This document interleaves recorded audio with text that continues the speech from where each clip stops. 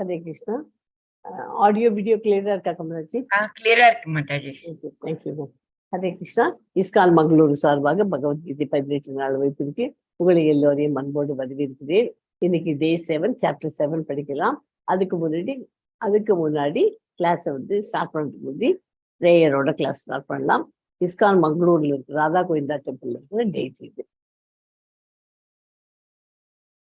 नाम ओम विष्णुपदाय कृष्ण प्रेष्ठाय भूतले श्रीमदे भक्ति वेदांत स्वामिनिति नामिने नमस्ते सरस्वती देवी गौरवाणी प्रचारिणे निर्विशेष शून्यवादी पाश्चात्य देशतारिणे कृष्णाय वासुदेवाय देवकी नंदनाय च नंद गोपकुमाराय गोविंदाय नमो नमः नम पंकजनाभाय नम पंकजमालिने नम पंकजनेत्राय नमस्ते पंकजांगन्ये जय श्री कृष्णा चैतन्य प्रभु नित्यानंदा श्री अद्वैत गदाधर श्रीवासादि गौर भक्त वृंदा हरे कृष्णा कृष्ण कृष्ण हरे हरे हरे राम राम राम हरे हरे ओम नमो भगवते वासुदेवाय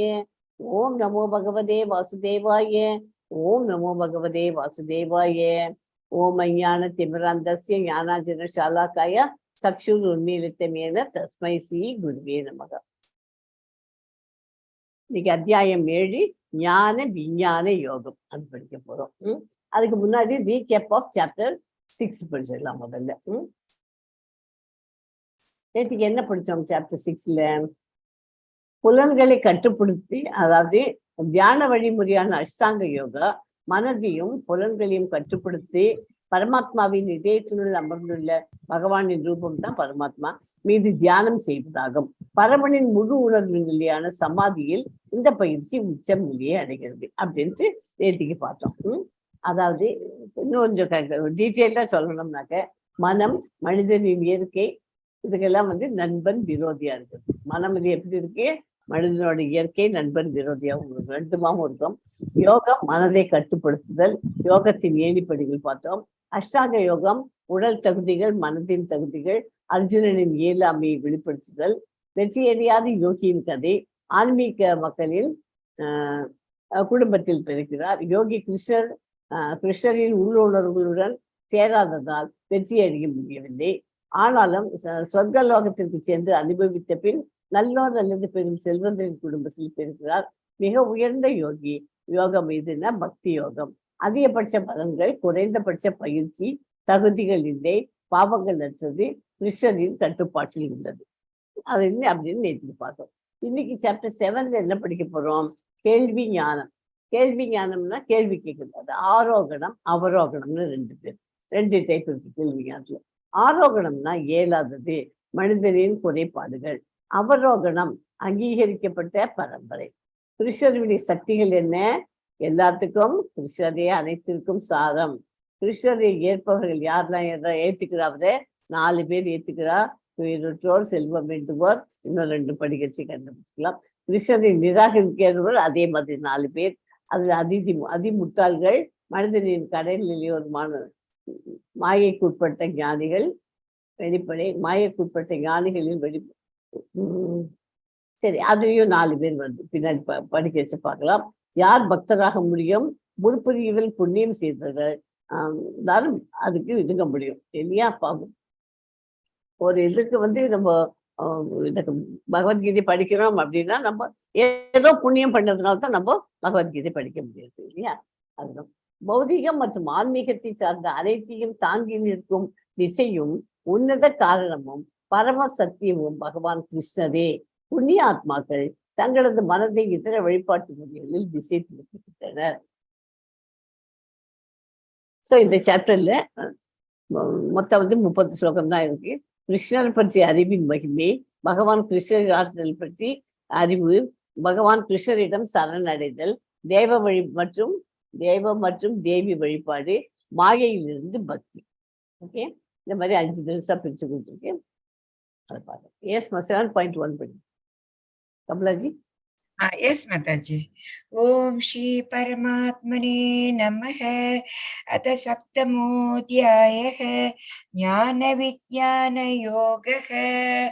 Shri Bhagavan Uvacha Maya Saktamana Partha Yogam Yunjan Mad Ashrayah Asamshayam Samagrama Yatanyasya Tachrunu.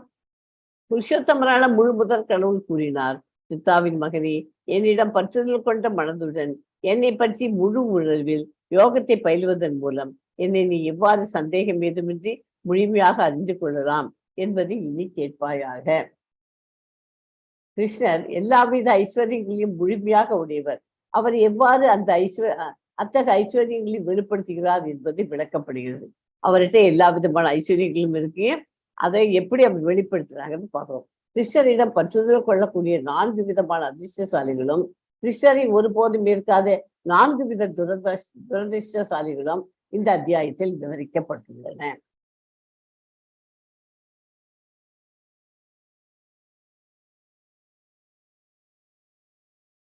So devotional service, நவவித பக்தி. இந்த இன்னைக்கு நேற்று வரைக்கும் என்ன படிச்சோம்? கர்மயோகம் படிச்சோம். இன்னைக்கு பக்தி யோகம் படிக்க போறோம். 7th சாப்டர்ல இருந்து 12th சாப்டர் வரைக்கும் பக்தி யோகம். ஓகே, பக்தி யோகம்னா என்னென்ன பக்தி இருக்கு? நவவித பக்தி, 9 விதமான பக்திகள் இருக்கு. முதல்ல கம்ப்ளீட் சரண்டர், மொத்தமா அப்படியே பகவானுக்கு சரண்டர் ஆயிடணும், அடைக்கலம் போயிடணும். ஹியரிங், முதல் நம்பர் 1 ஹியரிங், காது கொடுத்து கேட்கணும். சாண்டிங் த அண்ட் குளோரிஃபிங், அவரை பத்தி பகவானை பத்தி பாடணும் நிறையா. ஹரே கிருஷ்ணா மகாமந்திரத்தை உச்சரிக்கணும். அதெல்லாம் அடுத்தது ரிமெம்பரிங், ஞாபகம் வச்சுக்கிறது. சர்விங் லார்ட், அவருடைய சர்விங் லார்ட்ஸ் லோட்டஸ் ஃபீட், அவருடைய பாதங்களை வணங்கணும். அப்புறம் டெய்டி வர்ஷிப், உருவ வழிபாடு பண்றது. அப்புறம் பிரேயிங், எப்படி ப்ரேயர் பண்றதுங்கிறது. பிகமிங் சர்வெண்ட், அவருக்கு பகவானுக்கு நம்ம சரண்டர் ஆயிட்டு அவருக்கு சர்வெண்டா இருக்கணும். அப்புறம் அடுத்தது சக்கியம், ஃப்ரெண்ட்ஷிப். அதுக்கு எக்ஸாம்பிள் அர்ஜுனா. ஒவ்வொன்றுத்துக்கும் ஒவ்வொருத்தருக்கு எக்ஸாம்பிள் கொடுத்துருக்கேன். இதுக்கு இதுக்கு கம்ப்ளீட் சரண்டருக்கு அதுக்கு மகாராஜ் பலி மகாராஜ். ஓகே, காது கொடுத்து கேட்கறதுக்கு மகாராஜ் பரீட்சித்து. அப்புறம் சாண்டிங்க்கு சுகதேவ் கோஸ்வாமி. அப்புறம் ஞாபகம் வச்சுக்கிறதுக்கு ரிமெம்பருக்கு 3வது அதுக்கு பிரகலாத் மகாராஜ். அப்புறம் சர்விங் லார்ட்ஸ் லோட்டஸ் ஃபீட் வச்சுருக்கேன் லக்ஷ்மி தேவி. காலில் பாதங்கள்ல எப்போதுமே அவர் சேவை பண்ணிட்டு இருப்போம். அப்புறம் டெய்டி வர்ஷிப் மகாராஜ் த்ருது. அப்புறம் பிரேயருக்கு அக்ரூரா. பிகமிங் சர்வெண்ட் ஆகிறதுக்கு ஹனுமான்ஜி. ஃப்ரெண்ட்ஷிப் அர்ஜுனன். கம்ப்ளீட் சரண்டருக்கு மகாராஜ் பலி மகாராஜ். ஸோ இந்த 9 இது நமக்கு தெரிஞ்சுக்கணும் டிவோஷனல் சர்வீஸ்ல. தற்போது சாதாரண அறிவையும் தெய்வீக அறிவையும் நான் உனக்கு முழுமையாக அறிவிக்கின்றேன். இதனை அறிந்த பின் நீ அறிய வேண்டியவை எதுவுமே இருக்காது. நான் எல்லாத்தையும் உனக்கு விவரமா சொல்றேன். இதை நீ கேட்டுன்றதுக்கு முதல்ல கேட்டுக்கோ. கேட்டுன்றதுக்கு அப்புறமா உனக்கு வேற எதுவும் தனியா புதுசா கேள்வி கேட்டு நீ அது வேணும் இதை வேணும் கேட்க முடியாது. என்ன எல்லாமே உனக்கு அதுக்குள்ள புரிஞ்சு போயிடும் அப்படின்னு கிருஷ்ணர் அர்ஜுனன்ட்ட சொல்றார். ஜட உலகம், அதற்கு பின்னுள்ள ஆத்மா, இவ்விரண்டின் மூலமாகியவற்றை அறிவதே முழு அறிவாகும். முழு அறிவுனா என்ன? ஜட உலகம், அதுக்கு பின்னாடி இருக்கிற ஆத்மா, இந்த 2ன் மூலம். இதுக்கு 2த்துக்கும் காரணம் அதே பரமாத்மா. அதை 3த்தையும் தெரிஞ்சுக்கிறது தான் முழு அறிவு. இதுவே திவ்ய ஞானமாகும். எல்லா காரணங்களுக்கும் காரணமாகவும் எல்லா வித யோக பயிற்சிகளின் தியான பொருளாகவும் விளங்கக்கூடிய அறிவின் மூலத்தை அறிந்து கொள்ளும் அளவிற்கு புத்தியுடையவனாக ஒருவன் இருத்தல் வேண்டும். எல்லா காரணங்களுக்கும் காரணத்தை அறியும் போது அறிய வேண்டியவை அனைத்தும் அறியப்பட்டு விடுகின்றன. எல்லா காரணங்களுக்கும் காரணமாக இருப்பதை அறிஞ்சாச்சுன்னா நமக்கு அறியப்படாதது எதுவுமே இருக்காது அப்படின்னு சொல்றேன். 7.2 ஸ்லோகத்துல 7.3 பண்ணிருக்கோம். மனுஷ்யானாம் சஹஸ்ரேஷு கஷ்டித் யததி சித்தயே யததம் அபி சித்தானாம் கஷ்டின் மாம் வேதி தத்வதஹ. 1000 மனிதர்களில் யாரேனும் ஒருவன் பக்குவம் அடைய முயற்சி செய்யலாம். அவ்வாறு பக்குவம் அடைந்தவர்களில் கூட யாரேனும் ஒருவனே என்னை உண்மையாக அறிகிறான். கிருஷ்ணரின் கிருஷ்ணரே பரமபுருஷ பகவான், எல்லா காரணங்களுக்கும் காரணம். ஆதி புருஷனான கோவிந்தா ஈஸ்வரா பரமகிருஷ்ண சச்சிதானந்த விக்கிரகா. அனாதிராதி கோவிந்தா சர்வ காரண காரணம். பக்தர் அல்லாதோர் அவரை அறிவது மிகவும் கடினம். நம்ம கூட ஏதாவது பற்றி இதை பற்றி கிருஷ்ணரை பற்றி பகவத்கீதை படிக்கணும் அப்படின்னு நம்பிக்கை இல்லாத வாழ்க்கை போய் பேசிட்டு இருக்கிறதுல அர்த்தம் இல்லை. யாரெல்லாம் பகவான் நம்புறாளோ அவகிட்ட போய் சொல்லி பகவத்கீதை கிளாஸ்ல இருந்து போய் கேட்டு பாருங்கோ அப்படின்னு சொல்லலாமே ஒழிய பக்தர் அல்லாதவள்கிட்ட போய் பேசுறதுல புண்ணியமே இல்லை. சவுத்தை பார்த்து பேசிட்டு சமம் வரும் இல்லையா? அந்த மாதிரி இருக்கிறார். ஆயிரம் மனிதர்களில் யாரேனும் ஒருவருக்கு முயற்சி செய்யலாம். அந்த பக்குவ மனிதர்ல கூட ஒத்தந்தான் உண்மையா புரியும். ஒண்ணும் இல்லை. இப்ப சின்ன கிளாஸ்ல வந்து பேசிக்கா இப்ப நம்ம கிளாஸ்க்கு வந்து இப்ப L1 படிக்கிறதுக்கு வந்திருக்கோம் இல்லையா? பகவத்கீதை 18 daysக்கு இதை படிச்சுட்டு எத்தனை பேர் நம்ம அடுத்த லெவல் 2க்கு போய் ஜாயின் பண்ண போறோம்? 1000 பேர் படிக்கிறதுக்கு வந்தா கூட அதுல வந்து அடுத்த லெவல் போறச்சு 100 லெவல்ல தான் போய் சேருவா. மொத்தமா எல்லா லாங்குவேஜஸும் சேர்ந்து. அதுக்கும் அப்புறமா என்ன பண்ணுவா? லெவல் 3க்கு போறச்சே அந்த 100ங்கிறது 50 குறைஞ்சி போயிடும், 50 போயிடும். அப்படியே போயிட்டு கடைசியில ஃபைனல் லெவல் அவர் நல்லா புரிஞ்சுக்கிறதுங்கிறதுக்கு ஒருத்தர் தான். 1000 பேர்ல ஒருத்தர் தான் அவரை கம்ப்ளீட்டா புரிஞ்சு பக்தி நண்பனாக்கிப்பார். அப்புறம் பக்தனாக்குதான். அப்புறம் பியூர் பக்தி வந்து அப்புறம் அவர்கிட்ட கம்ப்ளீட்டா சரண்டர் பியூர் டிவோட்டியா இருக்குது ஒருத்தர் தான் இருக்கணும். ஏன்னா அதுக்கப்புறம் அவ்வளவு தூரம் பண்ணதுக்கு பொறுமை இருக்க மாட்டேங்குது. உள்ளடங்கி 8 உறுப்புகள் பெயர் இருக்கு. யாருக்காவது தெரியுமா என்ன உள்ளடங்கி 8 உறுப்புகள்? நிலம், நீர், நெருப்பு. எஸ் தெரிஞ்சக்க சொல்லுவா இருக்காது. சரி, நானே சொல்லுவேன். எஸ் 7.4 படிங்க. भूमिर आपो नलो वायुः कं मनो बुद्धिरेव च अहंकार इति यं मे भिन्न प्रकृतिर अष्टदा. நிலம், நீர், நெருப்பு, காற்று, ஆகாயம், மனம், புத்தி, அகங்காரம். இது 8ம் சேர்ந்தது எனது பிரிந்த ஜடசக்திகளாகும். அவற்றிலிருந்து பிரிஞ்ச ஜடசக்திகள் என்ன? நிலம், நீர், நெருப்பு, காற்று, ஆகாயம், மனம், புத்தி, அகங்காரம். ஓகே, இதை வந்து இந்த ஸ்லோகத்துல எப்படி அத நிலம்னா என்ன எதுங்கிறது சொல்றேன். பூமி அப்படின்னா நிலம். ஆப்போனாக்க நீர். அனல் தான் நெருப்பு. வாயுனா காற்று. வாயு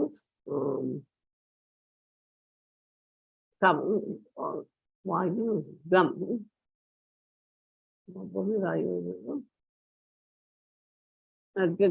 கம்னாக்க ஆகாயம். மனம், புத்தி ஏவ நிச்சயமாக ச மேலும் அகங்காரம் இது இவ்வாறு இயம் இவையெல்லாம் மே என்று எனது பின்ன பிரிந்த பிரகிருதி சக்திகள் அஷ்டதானாக்க 8. அஷ்டம்னா 8 இல்லையா? எங்கிட்ட இருந்து பிரிஞ்ச 8 ஜனசக்திகள் என்னென்ன? பூமி, ஆப்போ, அனல், வாயு, கம், மனோ, புத்தி. அண்ட் புத்தின் ஏவச்ச அகங்காரம். இன்னொன்று அது லாஸ்ட் அப்படிங்கிறதுக்கு அண்டு சேர்ப்போம் இல்லையா? அதுக்கு தான் பூமி, ஆப்போ, அனலோ, வாயு, கம், மனோ, புத்தின் ஏவச்ச அகங்காரம். இதுதான் நிலம், நீர், நெருப்பு, காற்று, ஆகாயம், மனம், புத்தி, அகங்காரம். ஓகே, ஒரே நிமிஷம் சொல்லுங்க. ஜட உலகின் படைப்பிற்கான பகவான் கிருஷ்ணர் 3 விஷ்ணு ரூபங்களாக விரிவடைகிறார். மகாவிஷ்ணு மொத்த ஜடசக்தியை படைக்கிறார். கர்ப்போதகசாயி விஷ்ணு எல்லா பிரபஞ்சத்தில் உள்ளும் நுழைந்து பல்வேறு வேறுபாடுகளை உண்டாக்குகிறார். 3வது சிரோதகசாயி விஷ்ணு, அதாவது பரமாத்மாவாக அனைத்து பிரபஞ்சத்தின் உள்ளும் எல்லா இடங்களிலும் பரவியுள்ளார். அவர் அணுக்களுக்குள்ளும் இருக்கிறார். இந்த 3 விஷ்ணுவையும் அறிபவர் எவரும் ஜட உலக பந்தத்திலிருந்து முக்தி பெற முடியும். இந்த ஜட உலகிலிருந்து நம்ம முக்தி பெறணும்னா இது 3 விஷ்ணுவையும் தெரிஞ்சுக்கணும். என்னென்ன 3 விஷ்ணு? மகாவிஷ்ணு மொத்த ஜடசக்தியை படைச்சிருந்தாலும் அவர் பேர் மகாவிஷ்ணு. கர்ப்போதகசாயி விஷ்ணுனா எல்லா பிரபஞ்சத்திலும் உள்ள நுழைகிறார். பல்வேறு வேறுபாடுகளையும் உண்டாக்குபவர். சிரோதகசாயி விஷ்ணு பரமாத்மாவாக அனைத்து பிரபஞ்சத்திலும் எல்லா இடங்களிலும் பரவுவதுதான் சிரோதகசாயி விஷ்ணு. இதை நல்லா டீட்டெயிலாக புரிஞ்சு லெவல் 2ல படிப்பீங்க. அது இந்த 7.4 ஸ்லோகத்தோட நமக்கு இம்பார்ட்டன்ட். பலம் பொருந்திய புயங்களை உடைய அர்ஜுனா, இதற்கு அப்பால் என்னுடைய உயர்ந்த சக்தி ஒன்று உள்ளது. இந்த தாழ்ந்த ஜட இயற்கையினை தனது சுயநலத்திற்காக உபயோகிக்கக்கூடிய ஜீவாத்மாக்களே அஃது உள்ளடக்கியதாகும். ஜீவாத்மாக்கள் பரமபுருஷனின் உயர் இயற்கையை சேர்ந்தவர்கள் என்பது இங்கே தெளிவாக கூறப்பட்டுள்ளது. நிலம், நீர், நெருப்பு, காற்று, ஆகாயம், மனம், புத்தி, அகங்காரம் என்று பல ரூபங்களில் தோன்றக்கூடிய ஜடமானது கீழ்நிலை சக்தியாகும். உயர்வாளிகள் உயர் சக்தியை சார்ந்தவர்கள்.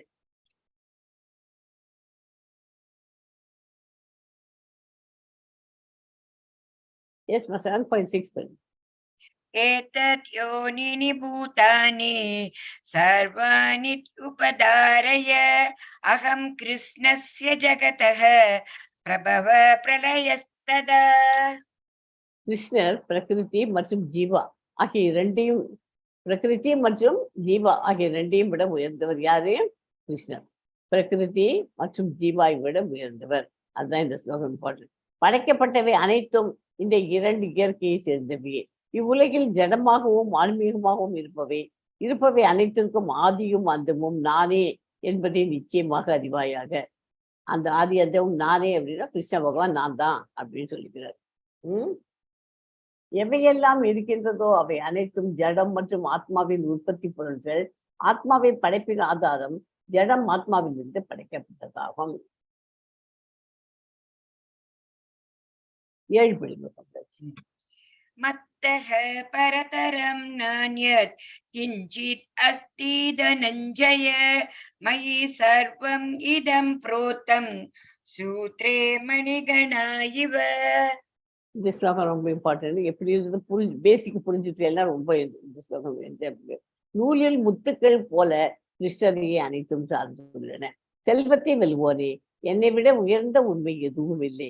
நூலில் முத்துக்கள் கோர்க்கப்பட்டுள்ளது போல் அனைத்தும் என்னையே சார்ந்துள்ளன. இப்ப நிறைய முத்து வாங்கிட்டு வரோம். நம்ம ஹைதராபாத்ல போட்டேன்னா உங்களுக்கு பேர்ல்ஸ் லூஸ்ல கிடைக்கும்.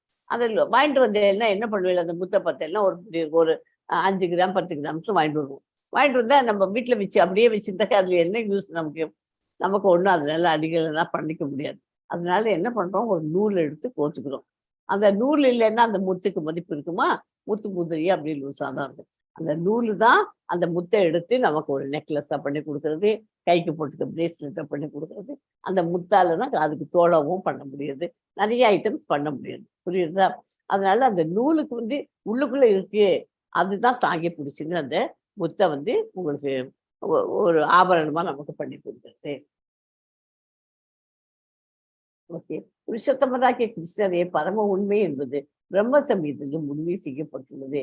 இந்த 2 ஸ்லோகங்களில் ஜடம் ஆன்மீகம் எனும் 2 சக்திகளை கொண்டு எங்கும் நிறைந்துள்ள பரம புருஷ பகவானே பரமபூர்ண உண்மை அவர்தான் அப்படிங்கறத முடிவு செய்யணும். ஓகே. எல்லாத்தையும் தாங்கி பிடிக்கிறது இந்த நூலில் முத்துக்கள் போல எல்லாமே கிருஷ்ணரை தான் சார்ந்து இருக்கு அப்படிங்கிறதுக்கு இந்த ஸ்லோகம் ரொம்ப நல்ல அழகான ஸ்லோகம். முத்துக்கள் எதுல கோத்துருக்கு? நூல்ல கோத்துருக்கு. அந்த மாதிரி எல்லாமே உலகத்துல இருக்குது, எல்லாமே கிருஷ்ணரை சார்ந்தவே. ஓகே, கவனிச்சுக்கோங்க. இந்த நூலில் முத்துக்கள் கோத்திருப்பது போல அப்படிங்கிறத ஞாபகம் வச்சுக்கோ. அனைத்தும் கிருஷ்ணரையே சாரும். 7.8. रसोऽहम् अप्सु कौन्तेय प्रभास्मि शशि सूर्ययोः प्रणव सर्ववेदेषु शब्दके पौरुषं नृषु. குந்தியின் மகனே, நானே நீரின் சுவியும் சூரிய சந்திரர்களின் ஒளியும் வேத மந்திரங்களின் பிரணவ ஒளியுமாக ஓமாக இருக்கிறேன். ஆகாயத்தில் சப்தமாகவும் மனிதனின் திறமையாகவும் இருப்பதும் நானே. எல்லாத்துக்கும் நான் இருக்கேன். தன்னுடைய வெளிப்பாடுகள் எல்லாம் பகவான் சொல்லியிருக்காரு. பற்பல பௌதிக ஆன்மீக சக்திகளின் மூலம் கடவுள் எங்கும் நிறைவராக எவ்வாறு இருக்கிறார் என்பதை இந்த ஸ்லோகம் விளக்குகிறது. சூரிய சந்திரர்களின் ஒளி பகவானிடமிருந்து வரும் பேரொழியான பிரம்ம ஜோதியிலிருந்து வருவது. சூரியன் சேர்ந்து வர ஒளி யார் சேர்ந்து வருது? அவரோட பிரம்ம ஜோதியிலிருந்து கிடைக்கிற ஒளி தான் அது.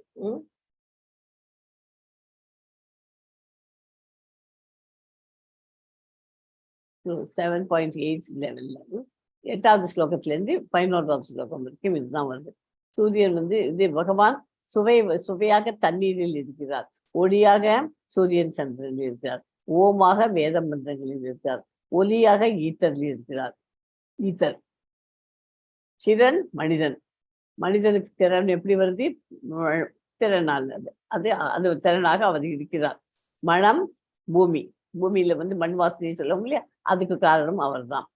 பூமி. தீ வெப்பம். தீ எரியுது. அது எரிஞ்சாலும் அதுக்கு வெப்பம் எப்படி கிடைக்கிறது? பகவானால தான் வருகிறது. உயிரினங்கள் வாழ்க்கை. அனைத்து சன்னியாசிகளின் தவமாகவும் இருக்கிறார். அசல் விதையாகவும் இருக்கிறார். அனைத்து இருப்புகளுக்கும் அசல் விதையாக இருக்கிறார். நுண்ணறிவு, புத்திசாலித்தனம் வருது.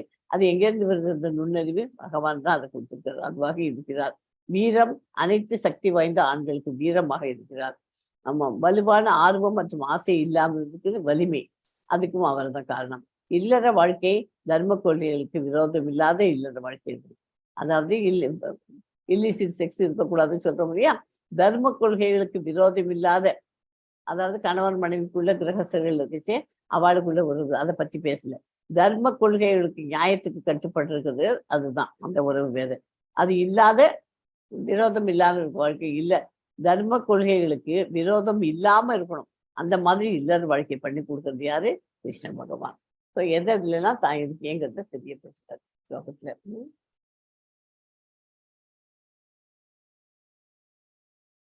எஸ்மா 12 படிக்கணுமா? ये चैव सात्विक भावा राजसास् तामसाश्च ये मत्त एवेति तान् विद्धि न त्वहं तेषु ते मयि. சத்துவம், ரஜஸ், தமஸ் இவற்றில் எந்த வாழ்க்கை நிலையானாலும் அவை எனது சக்தியால் படைக்கப்படுபவை என்பதை அறிவாயாக. ஒரு விதத்தில் நானே எல்லாம் என்ற போதிலும் நான் சுதந்திரமானவன். நான் ஜட இயற்கையின் குணங்களுக்கு உட்பட்டவன் அல்ல. மாற்றாக எனக்குள் அடக்கம். அவையெல்லாம் எனக்குள் அடக்கம். இதுல இருந்து என்ன புரியுது இந்த ஸ்லோகத்திலிருந்து? கிருஷ்ணரை அறியாதவர்கள் மாயையில் இருக்கிறார்கள். கிருஷ்ணரை பற்றிய அறிவு முக்தி, அவரை பற்றி அறியாமை அடிமைத்தனம். இதுதான் இந்த ஸ்லோகத்தினுடைய இம்பார்ட்டன்ட் பாயிண்ட். அதாவது இந்த பக்கத்துல இருக்க படத்துல என்ன போட்டிருக்கு? சத்துவ குணம், சத்வஸ், ரஜோ, தமஸ். இந்த 3 குணங்களையும் நம்ம 3 குணங்களால் தான் நம்ம ஆட்சி படைக்கிறோம். ஓகேயா? அதை எதா இருந்தாலும் இதெல்லாம் பகவானால பண்ணப்பட்டது. இதுல நம்ம எது தேர்ந்தெடுத்து நம்ம வாழ்க்கை வாழ்றோமா, அதுதான் நமக்கு புத்திசாலித்தனம். சத்துவ குணத்திலையும் கொடுத்துருக்கார், ரஜோ குணம் கொடுத்துருக்கார், தமோ குணம். நமக்கு பூரண சுதந்திரம் கொடுத்துருக்கார். நீங்க எது வேணாலும் செலெக்ஷன் பண்ணிக்கோங்க அப்படின்னு. இந்த உலகில் அனைத்து பௌதிக செயல்களும் ஜட இயற்கையில் முக்குணங்களும் நடக்கப்படும். ஜட இயற்கையில் குணங்களான சத்துவ, ரஜோ, தமோ குணம் கிருஷ்ணனில் முடிந்து தோன்றினாலும் அவை ஜட இயற்கைக்கு கட்டுப்பட்டவர் அல்ல. அவரது விசேஷ இயல்பு. அதாவது உதாரணமாக சட்டப்படி ஒருவர் தண்டிக்கப்படலாம். ஆனால் அச்சட்டத்தை விதிக்கும் மன்னன் அதற்கு உட்பட்டவன் அல்ல, இல்லையா? ஒரு சட்டத்தை மன்னன் பண்ணிட்டான். இப்ப கிருஷ்ண பகவான் இந்த மாதிரி 3 குணத்தையும் கொடுத்துட்டார். ஆனாக்க அவன் அது சரியா பண்ணலைன்னாக்க அவன் 3 குணத்துல தமோ குணத்துல போயிட்டா நம்ம மன்னிக்கப்பட மாட்டோம், இல்லையா? கீழ்ப்பறவையில தான் போய் பிறந்துடுவோம். அந்த மாதிரி சட்டத்தை அந்த அரசன் இதுதான் பண்ணுவோம். நம்ம கிட்டக்கு அந்த மாதிரி இப்படி இருக்கு, இந்த சட்டம் இதை பண்ணேன்னா, தப்பு பண்ணேன்னா உனக்கு இந்த பனிஷ்மெண்ட்னு சொல்றாங்க. அந்த நம்ம தப்பு பண்ணாக்க தானே அது நம்ம பண்ணாம இருக்கணுங்கிறதுக்கு தான் அந்த சட்டம் போட்டிருக்கு. அது நம்ம என்ன பண்றோம்? அந்த தப்பை பண்ணோம்னா அந்த சட்டத்துக்கு உண்டான பனிஷ்மெண்ட்டை நம்ம அனுபவிச்சு தான் ஆகணும். ஓகே, அதே மாதிரி சட்டப்படி ஒருவன் தண்டிக்கப்படலாம். ஆனால் அந்த சட்டத்தை விதிக்கும் மன்னன் அதற்கு உடன்படுறான். அவன் சட்டத்தை இயற்றினே அதனால்தான் உனக்கு பனிஷ்மெண்ட். அப்படி கிடையாது. நம்ம அந்த சட்டத்தை நம்ம மீறி நம்ம பண்ணா நமக்கு தான் பனிஷ்மெண்ட். ஓகே,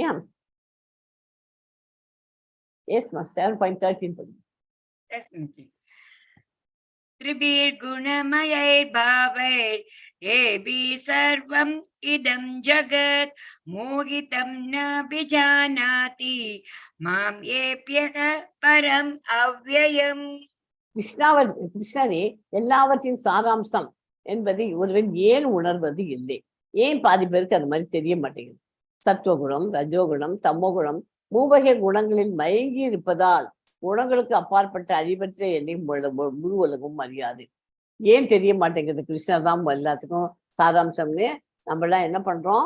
சத்துவகுணம், ரஜோகுணம், தமோ குணத்துல மூழ்கி அதுலயே வாழ்ந்துருக்கோம் பௌதிகத்துல.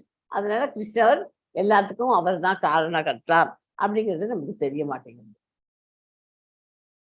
முழு உலகமும் இயற்கையின் முக்குணங்களில் ஆழமாக கவரப்பட்டுள்ளது. 3 குணங்களில் மயங்கியவர்கள் கிருஷ்ணர் ஜடையருக்கு அப்பாற்பட்டவர் என்பதை அவர்களுக்கு புரியாது. அந்த மயங்கியவர்களுக்கு தான் புரியாமல் இருக்கு இல்லையா?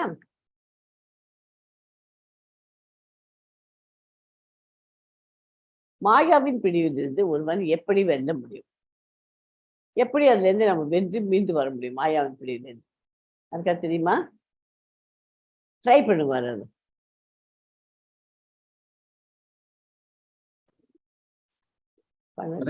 மந்திரம் சொல்றதுனால மாயப்பிடியிலிருந்து வெளியில வரலாம். மாயப்பிடியிலேருந்து வெளியில வரணும். எப்படியாது வெரி குட். பகவான் நினைச்சாலே அது இப்ப இங்க இருந்து வரும். 7.14 படிங்க சொல்லுங்க. Yes, Mataji. दैवीहेशा गुणमयी मम माया दुरत्यया माम् एव ये प्रपद्यन्ते मायाम् एतां तरन्ति ते. மூவகை குணங்களின் தாக்கத்திலிருந்து விடுபடுவது எப்படி? இயற்கையின் 3 குணங்கள், ஜட இயற்கையின் முக்குணங்களான இந்த தெய்வீக சக்தி வெல்லுவதற்கு தெரியுது. ஆனால் என்னிடம் சரண் அடைந்தோர் இதனை எளிதில் கிடைக்கலாம். ஓகே, மாயாவின் பிடிவிலிருந்து ஒருவன் எப்படி வெல்ல முடியும்? எப்படி வெல்ல முடியுங்கிறதுக்கு அதுதான் பதில். என்ன பதில்? அவர்கிட்ட பகவான்கிட்ட சரணடையணும். இதனை எளிதில் கிடைக்கலாம். சரணடைந்தோர் இதனை எளிதில் கிடைக்கலாம். ஓகேயா? மாயாவின் பிடிவிலிருந்து எப்படி வெளிவரணும்னா அவர்கிட்ட பகவான்கிட்ட சரண்டர் ஆகணும்.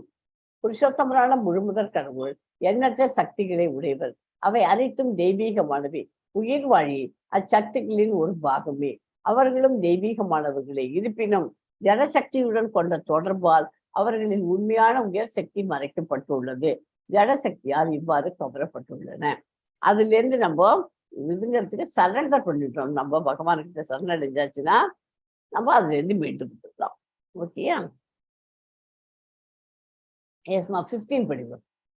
நமாம் துஷ்கிருதினோ மூடாஹ பிரபத்யந்தே நராதமாஹ மாயயா பக்ருத ஞான ஆசுரம் பாவம் ஆஸ்ரிதாஹ.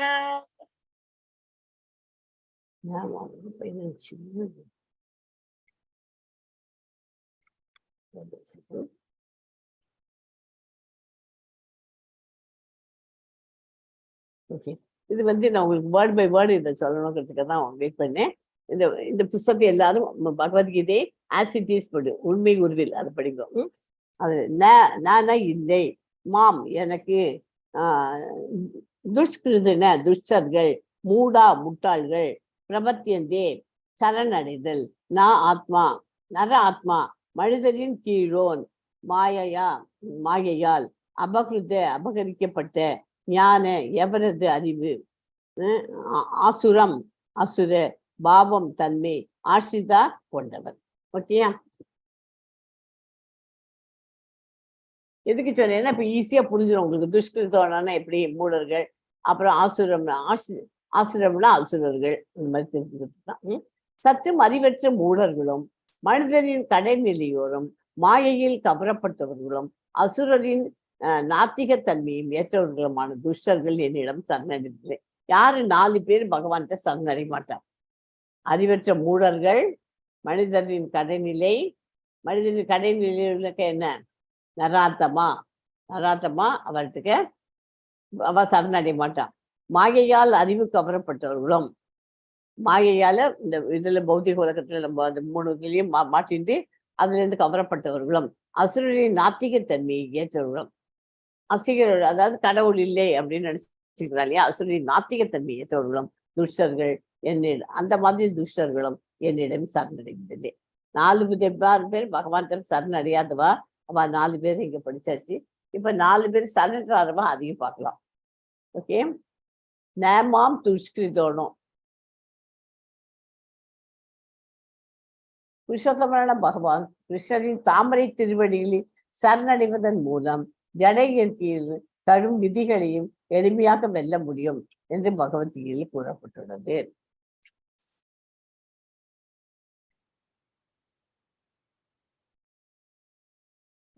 இப்ப துஷ்கிருதோணம் அப்படிங்கிறதுக்கு எக்ஸாம்பிள்.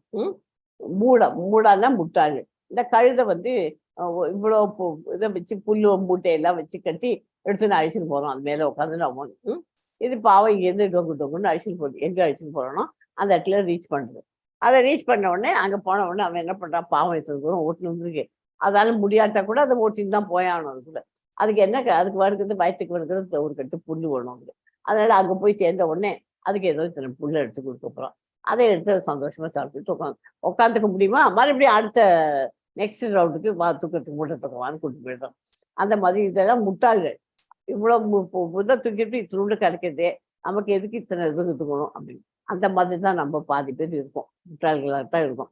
அதை நம்ம துஷ்கிரதோட மாறி நம்ம பகவான்கிட்ட நம்ம சரண்டர் ஆகி நல்லதை கற்றுன்னு நம்ம இருக்கணும். ஓகே. ஆசுரம் பாவம், அசுரர்கள் எப்படி இருக்காங்க. நராதமா மனிதர்களில் கீழ்நிலையோர். நராதமா அப்படின்னா மனிதர்களில் கீழ்நிலையோர். ஓகே. அதுக்காக இந்த எக்ஸாம்பிள் படம் போட்டு காமிச்சு 16 படிக்கும் கம்பெனி. चतुर्विधा भजन्ते मां जना सुकृतिनोऽर्जुन आर्तो जिज्ञासुरर्थार्थी ज्ञानी च भरतर्षभ. இதுக்கும் அதே மாதிரி அந்த புத்தகத்தை படிக்கலாம். வேண்டாம், நான் இதுலயே சொல்லிடுறேன். சதுர்விதா 4 விதியான நல்ல மாம் ஜனா சுக்ரிதோன என்ன நல்லோர்கள் அர்ஜுனா எனக்கு தொண்டு புரிகின்றனர். சுக்ரிதோனோ அர்ஜுன ஆர்த்தோ ஜிக்ஞாசுர் அர்த்தார்த்தி ஞானி பிரதர்ஷபர். அதாவது யாரையும் துயர்வுற்றோர், செல்வத்தை விரும்புவோர், கேள்வியுடையோர், பூரணத்தின் அறிவி தேடுவோர் என்பவர் அவர்கள். இந்த மாதிரி 4 விதை பக்திமான்கள் இருக்கா. ஓகே. துஷ்டர்களுக்கு எதிர்மாறான நல்லோர் சுக்ருதினர் என்று அழைக்கப்படுகிறார்கள். கடவுளுக்கு பக்தி செய்பவர்கள் இவர்கள். அவள்லாம் கடவுளுக்கு பக்தி செய்வர். இவர்களில் 4 வகையினர், 4 பேர் இருக்காங்க. பல்வேறு சூழ்நிலைகள் காரணத்தினால் கடவுளுக்கு தொண்டாற்ற வருகிறார்கள். பக்தி தொண்டின் மூலம் சில விருப்பங்களை பூர்த்தி செய்ய விரும்புகிறார்கள். இவர்கள் தூய பக்தர்கள் அல்ல. தூய பக்தி தொண்டு ஜட லாபத்திற்கான எந்தவித ஆசைகளும் இல்லாதது. தொண்டு புரிபவர்கள் யாரெல்லாம் தொண்டு புரியத்துக்குன்னு வரோம்? துயர்வுற்றோர், செல்வத்தை விரும்புவோர், கேள்வியுடையோர், பூரணத்தின் அறிவை தேடுவோம். இவ 4 பேரும் பகவான்கிட்ட சரண்டராக. ஆனா இவ வந்து பியூர் டிவோட்டின்னு ஆக முடியாது. அவளுக்கு ஜடமாயிருக்கையில நம்ம துயரம் விட்டுருக்கோம். அதுல இருந்து நமக்கு அதுக்கு லாபத்திற்காக, ஜட லாபத்திற்காக வருவா. ஸோ அதுக்கு எக்ஸாம்பிள் ஸ்டோரிஸ் இது எல்லாத்தையும் இப்போ நமக்கு ஒன்றா போனோம்னா டைம் ஆகிடும். அதனால உங்களுக்கு பேர் சொல்லிடுறேன் என்னென்ன கதைன்னு, அப்புறம் உட்காந்து படிச்சுப்போம். கஜேந்திர மோட்சம் படிங்கோ.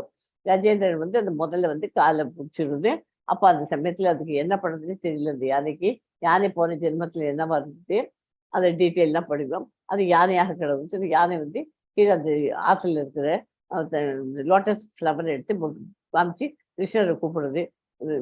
கூப்பிட்ட உடனே அது அவருக்கு யானைக்கு அதுலேருந்து விடுதலை கிடைச்சிட்டு. இது பேர் தான் கஜேந்திர ஸ்துதி. யானை பண்றதுனால கஜேந்திர ஸ்துதின்னு பேரு. இதை வந்து யாருக்காவது தெரிஞ்சதுன்னா எல்லாருக்கும் தெரியப்படுத்தும் போது கஜேந்திர மோட்சம். அப்புறம் திரௌபதி வஸ்திராபரணம், அவருடைய ஆபரணத்தை எப்படி இருக்கிறார் அதுவும் காரணம். சுக கோஸ்வாமி ஜனனம், அம்மா வயசுலயே இவ்வளவு வருஷம் இருந்துட்டு அப்புறமா தான் ஜனனம் ஆறார். அப்புறம் வந்து இது வந்து பரீட்சித் மகாராஜா படிக்க முடியல. ஓகே, பரீட்சித் மகாராஜா மகாபாரதம் கேட்கிறார். அப்புறம் இது வந்து துருவ மகாராஜா. இந்த இடத்துல அவர் வந்து துருவ மகாராஜா கதையை நான் ஒரு நாளைக்கு சொல்றேன். அது துருவ மகாராஜா பகவான் ஓம் நமோ பகவதி வாசுதேவாய அப்படின்னு 3 வாட்டி சொல்லி தவம் இருக்கார். ஒவ்வொரு நாளைக்கும் ஒன்று சாப்பாட்டை குறைச்சிட்டே வந்துட்டு கடைசியில ஒண்ணுமே சாப்பிடாத ஒத்த காலில் நிற்கிறார். அப்போதான் அது வந்து அங்கேருந்து எல்லாரும் சொல்லி கொடுத்துருக்காங்க. தேவர்கள் அத்தனை பேரும் போய் அவர்கிட்ட கிருஷ்ண பகவான் சொல்றாங்க. கீழே ஒரு பக்தர் ஒண்ணுமே சாப்பிடாத ஒரு குழந்தை நின்றுட்டு போய் பாருங்க என்னன்னு. அப்புறம் தான் கிருஷ்ணன் வந்து இந்த சங்கு கையை வச்சுன்னு அந்த கையால அவரை துருவனை தொடுறார். அந்த கதையும் படிங்க. அப்புறம் அவரை ஆசீர்வாதம் பண்ணி விடுறார். அப்புறம் ராமருக்கு ஹனுமான் எப்படி இது வந்தார். அது சூத பௌர்ணமி நைமிச்சாமி முனிவர்களின் கேள்விகள், அதுவும் அந்த கதையும் படிச்சுக்கோங்க.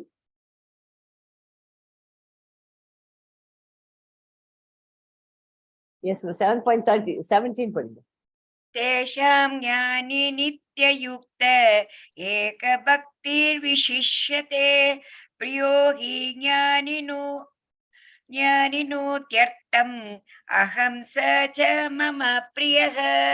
ஞானி அப்படின்னா சிறந்தவர், ஞானி சிறந்தவர். ஏனெனில் அவர் பூரண உண்மையை பற்றிய முழுமையான அறிவிலும் பௌதிக இச்சைகள் இல்லாமலும் தூய பக்தி தொண்டில் ஈடுபடுகிறார். ஒரு ஞானிங்கிறவர் எப்படி?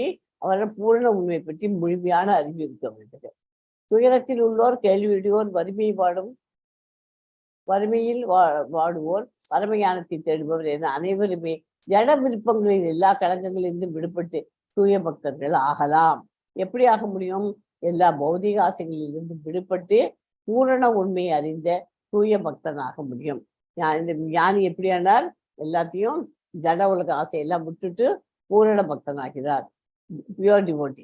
ஞானத்தை தேடும் போது பௌதிக உடலிலிருந்து வேறுபட்டவன் என்பதை உணர்கிறான். தூய பக்தர்களின் உறவினால் தூய்மை அடைய முடியும். அதுக்கு அந்த மாதிரி நம்ம ஆகணும்னாக்க தூய பக்தர்களுடைய அசோசியேஷன் நமக்கு எப்போதுமே இருக்கணும். அவள் தான் நம்ம அவளை பார்த்துட்டு அவகிட்ட இருக்கிற பாசிட்டிவ் வைப்பு நமக்கு கிடைக்கும். நமக்கு தெரியாதது அவட்ட கேட்டு நம்ம கற்றுக்க முடியும். எஸ்மா 19 படிங்க. बहूनां जन्मनामन्ते ज्ञानवान् मां प्रपद्यते वासुदेव सर्वम् इति स महात्मा सुदुर्लभः. பற்பல பிறவிகளுக்கு பின் உண்மையான அறிவுடையவன், எல்லா காரணங்களுக்கும் காரணமாக எல்லாமாக என்னை அறிந்து என்னிடம் சரணடைகிறான். அத்தகைய மகாத்மா மிகவும் அரிதானவன். அந்த மாதிரி மகாத்மா பார்க்கறதுங்கிறது ரொம்ப கஷ்டம், அரிது. உயிர் வாழி வேத சடங்குகளையும் பக்தி தொண்டையும் செயலாற்றும் போது ஆன்மீக தன்னுணர்வில் இறுதி குறிக்கோள் அதுதான் பரமபுருஷ பகவானே எனும் தூய்மையான திவ்ய ஞானத்தில் பற்பல பிறவிகளை கடந்த பின் அடைய முடியும்.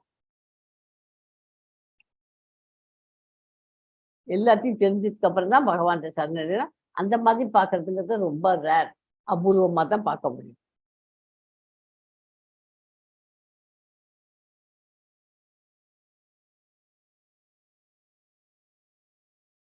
ஜட ஆசைகளால் அறிவு எழுந்தவர்கள் தேவர்களிடம் சரணடைந்து தங்களது இயற்கைக்கேற்ற வழிபாட்டு முறைகளையும் நியமங்களையும் பின்பற்றுகின்றார்கள். அப்படின்னா என்ன அர்த்தம்? எல்லாவித ஜடங்களில் இருந்தும் விடுபட்டவர்கள் பரமபுருஷனிடம் சரணடைந்து அவரது பக்தி தொண்டில் ஈடுபடுகிறார்கள்.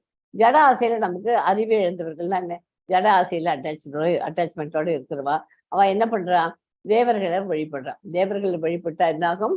நமக்கு இந்த ஜென்மத்தில் நமக்கு என்ன வேணுமோ அதை வேண்டிதான் தேவர்களை நமக்கு கிடைக்கும்.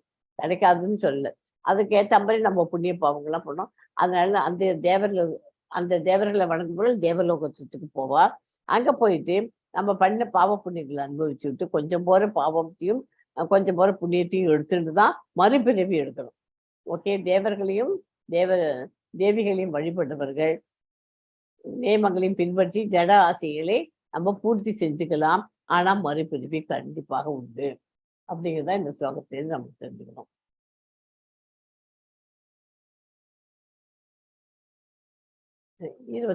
இத்தகைய நம்பிக்கையுடன் இணைந்து அவன் ஒரு குறிப்பிட்ட தேவரை வழிபட்டு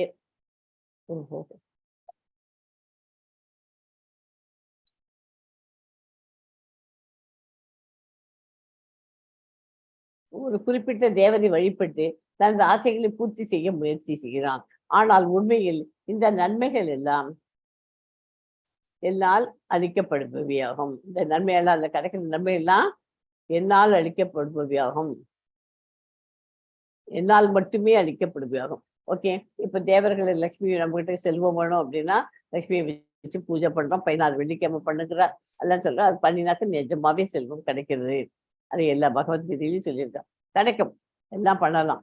ஆனா அதெல்லாத்தையும் நம்ம அனுபவிச்சு விட்டு இந்த பௌதிக உலகத்திலேருந்து நம்ம கிளம்பி போகும்போது நேர அந்த எந்த வழிபட்டோமோ தேவர்களை வழங்கினால் தேவலோகத்துக்கும், சந்திரனை வழிபட்டால் சந்திரலோகத்துக்கும், சூரியனை வழிபட்டால் சூரிய லோகத்துக்கும் போவோம். அங்க நம்ம பண்ண பாவ புண்ணியங்களை அங்க அனுபவிச்சுட்டு அதுக்கப்புறம் கொஞ்சம் போற பாவ புண்ணியத்தையும் எடுத்துட்டு மறுபிறப்பு வரும். இப்ப நம்ம கஷ்டப்படுறோம் அப்படின்னாக்க, நேற்றுக்கு ஒரு பிரபு கேட்டார் இல்லையா, கஷ்டப்படுறோம்னா அதுக்கு இப்ப இந்த ஜென்மத்துல பண்ண பாவங்கள் கிடையாது. நம்ம பகவத்கீதை படிக்க வந்தாச்சு, பண்ண பாவங்கள் எல்லாம் இதுவரைக்கும் பண்ண பாவங்கள் தீர்ந்து போச்சு. இனிமே பாவம் பண்ணாம இருக்கணும். இது போன ஜென்மத்துல பண்ண பாவங்கள் கொஞ்சம் முறை எடுத்துட்டு வந்து இந்த பிறவி எடுத்துருக்கோம் இல்லையா, அதை அனுபவிச்சு தான் ஆகணும். அதை அனுபவிக்க கஷ்டம்ங்கிறது தெரியுது இல்லையா, அதனால இந்த பிறவியில இனிமையான நம்ம கெட்ட காரியங்கள் எதுவுமே பண்ணாம இருக்கணும் அப்படிங்கிறத நம்ம மனசுல வச்சுட்டு பாக்கி இருக்கிற சொச்ச லைஃப்ல நம்ம வாழ்க்கையை அந்த மாதிரி நல்ல காரியங்கள்ல ஆன்மீகத்துல முன்னேறிட்டு நம்ம வாழ்க்கையை வழி நடத்தணும். இத்தகைய நம்பிக்கையுடன் இணைந்து அவன் ஒரு குறிப்பிட்ட தேவரை வழிபட்டு தனது ஆசைகளை பூர்த்தி செய்ய முயற்சி செய்கிறான். ஆனால் உண்மையில் நன்மைகள் எல்லாம் என்னால் மட்டுமே அளிக்கப்படுபவையாகும். அதெல்லாம் அந்த நன்மையெல்லாம் யாரால கிடைக்கிறது? என்னால் தான். நான் தான் எல்லாருக்கும் பூரண சுதந்திரம் கொடுத்துருக்கேன். தேவர்கள்லாம் கொடுக்குறாங்க, அது எனக்கு தெரியும் அப்படின்னு அவர் சொல்றாருங்க. பரமபுருஷனின் அனுமதியின்றி தேவர்கள் தங்களது பக்தர்களுக்கு வரங்களை வழங்க முடியாது. எல்லாம் இறைவனது சொத்தே என்பதை உயிர் வாழிகள் மறக்கலாம். ஆனால் தேவர்கள் மறப்பதில்லை. தேவர்களை வழிபட விரும்பும் பலனை அடைவதும் பரமபுருஷ பகவானின் ஏற்பாட்டில் நடப்பவையே. தேவர்களை வழிபடும் சிற்றறிவுடைய படைத்த மக்களது பலன்கள் தற்காலிகமானதும் ஒரு எல்லைக்கு உட்பட்டதும் ஆகும். தேவர்களை வழிபடுவோர் தேவர்களின் உலகங்களுக்கு செல்வார். ஆனால் எனது பக்தர்கள் இறுதியில் எனது உன்னதமான உலகத்தை அடைகிறார்கள். பரமபுருஷனின் அனுமதியின்றி தேவர்கள் பண்ண முடியாதுன்னு சொல்லியது. எல்லாம் பகவானுடைய இதுதான், சுப்ரீம் காடுங்கிறது கிருஷ்ணர் தான். அவர் மூலியமா தான் எல்லாமே நடக்கிறது.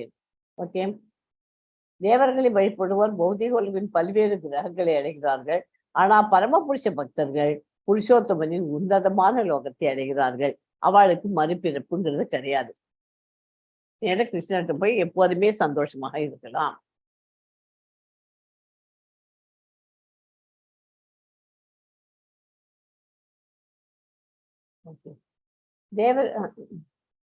தேவர்களை வழிபடுவோர் சிற்றறிவோர் என்று ஏன் கூறிருக்கா? இறைவனுக்கு உண்மையில் உருவம் கிடையாது என்று அனுபவாதிகள் வாதிக்கின்றனர். கிருஷ்ணரது உடல் ஜட இயற்கையினால் ஆனது என்றும் அவரது லீலைகள் அவரது ரூபம் மற்றும் அனைத்தும் மாயை என்றும் பக்தியேற்றவர்கள் எண்ணுகிறார்கள். இத்தகைய அனுபவாதிகள் மாயாவதிகள் என்று அறியப்படுகிறார்கள். இவர்கள் உண்மையை அறியாதவர்கள். மியூட் பண்ணிக்கணும். மற்ற அல்லாதவருக்கும் சாதாரண மனிதனுக்கும் அவர் வெளிப்படுவது இல்லை. பரமபூரண உண்மையான பகவான் கிருஷ்ணருக்கு ரூபமும் தனித்தன்மையும் உண்டு என்பது இந்த ஸ்லோகத்தில், இந்த 25வது ஸ்லோகத்திலே நமக்கு அந்த மாதிரி கிடைக்கிறது. சோ தேவர்களை வழிபட்டா என்ன ஆறுது? நிறைய ஆசைகள் இருக்கு, குறைந்த மதியுடையவர்கள். மதியான புத்தி உடையவர்கள். தேவர்கள் ஏன் குறைந்த மதியுடையவர்கள் சொல்றோம்? அவளுக்கு மறுபிறவி இருக்குங்கிறத புரிஞ்சுக்கல அவள்லாம். தேவர்களின் வழிபாட்டால் கிடைக்கும் பலன்கள் என்ன? எல்லைக்குட்பட்டது, தற்காலிகமானது. கிடைக்கிற நமக்கு பலன்கள்லாம், பணங்கள்லாம் கிடைக்கிறது, பண காசு எல்லாம் நல்லா இருக்கும், எல்லாமே இருக்கும், எல்லாம் தற்காலிகமானது, டெம்பரரி. தேவர்களுங்கிறதுக்கு செல்வார்கள் அவங்க. என்னை பக்குவமாக அறியாத அறிவற்ற மனிதர்கள் கிருஷ்ணர் எனப்படும் பரமபுருஷ பகவானாக்கி நான் முன்னர் அருவமாக இருப்பதாகவும் தற்போது உருவத்தை ஏற்றிருப்பதாகவும் எண்ணுகிறார்கள். அவர்களது சிற்றறிவினால் அழிவற்றதும் மிகவும் உயர்ந்ததுமான பரம இயற்கையை பற்றி அவர்கள் அறியாதவர்கள். நான் அருவமா இருந்தேன், இப்பதான் உருவத்தை எடுத்துட்டு வந்திருக்கேன் அப்படின்னு அருவவாதிகள், அறிவில்லாதவர்கள் நினைக்கிறார்கள். பௌதிக களங்களிலிருந்து விடுபடாதவரை இறந்த எதிர்காலத்திற்கு எவருக்கும் அறிய இயலாது. ஓகே, சிற்றடி உடையோனுக்கும் 75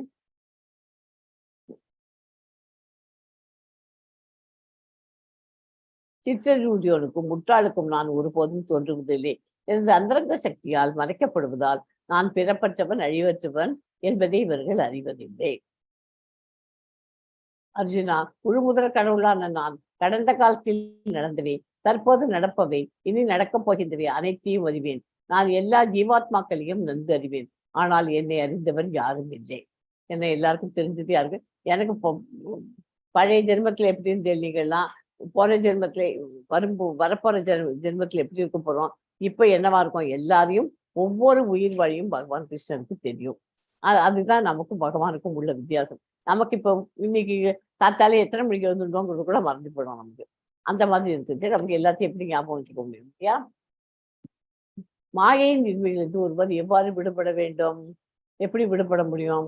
பகவான்கிட்ட கம்ப்ளீட் சரண்டர் ஆயிட்டு பண்ணணும். ஓகே, திவ்யமான நிலைக்கு ஏற்றம் பெற தகுதி வாய்ந்தவர்களே ஸ்லோகம் சுட்டி காட்டுகிறது. பக்தி தொண்டினை ஏற்றி படிப்படியாக பரமபுருஷ பகவானை பற்றிய தூய ஞானத்தினை அடைய முடியும். தூய பக்தர்கள் தொடர்பினால் கிருஷ்ண உணர்வின் மூலம் சாத்தியமாகும். ஏனெனில் சிறந்த பக்தர்களின் சங்கத்தினால் மயக்கத்திலிருந்து விடுபட முடியும்.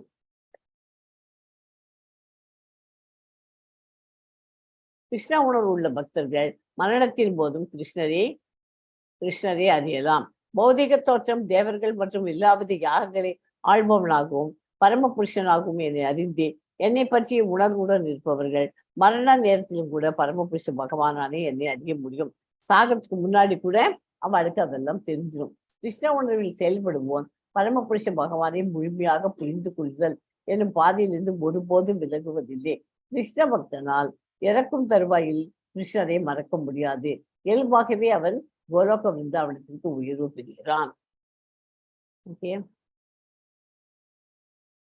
இந்த சாப்டர் இதெல்லாம் சின்ன சாப்டர் தான், இதோட முடிஞ்சு போச்சு. கிருஷ்ணரை பற்றிய அறிவின் மகிமை, பகவான் கிருஷ்ணரின் ஆற்றல் பற்றிய அறிவு, பகவான் கிருஷ்ணரிடம் சரணடைதல், தேவ மற்றும் தேவி வழிபாடு, மாயிலிருந்து பக்தி வரை இதெல்லாம் பார்த்துருக்கோம். 4 பேர் அவர்கிட்ட சரணடைவார், 4 பேர் சரணடையாதவர்கள் 4 பேர் பார்த்தோம்.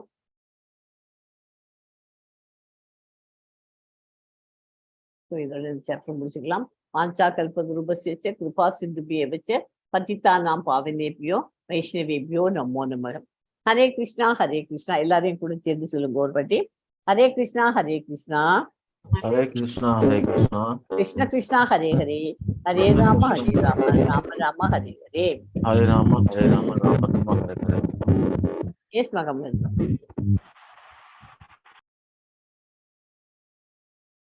ஹரே